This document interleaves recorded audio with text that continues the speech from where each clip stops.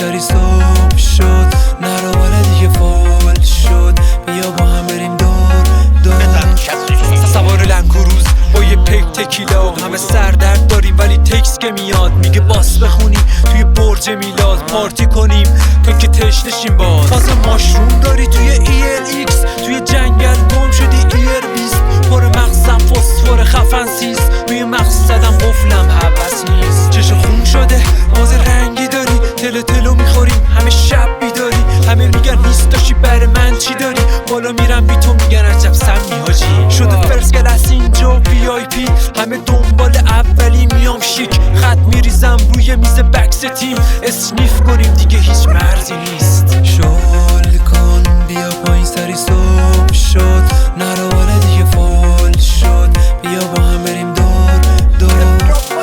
همه دستا بالا شده اسلو موشن، توی افکار شکست پشت پرشه، زده بیس تو تنش روی تمپو قفله، بده این ورس کره شده تشنه گشنه. منو اینجا دیدی نشو چش تو چشمم، تو دنبال پارتی تو بام شمشک، مخشو گر زدی تای حال و ثروت، واسه پول حتی کردی نقص افت. من دنبال موزیکم پارتی توری، کیکم قلاره میگو شاستی فوری، روی اسنه شلی دافی باربی شدی، نگو بعد پارتی تو با یه شام چطوری، روی ارتفاع 3000 تنظیم فیت، انقدر بالا نر زشته که تحریم شیم. یه چی بگم قبل این که تسلیم شی، دافی ریلکس باش ما دیگه لندینگیم. شل کن بیا پایین سری صبح شد، نرو بالا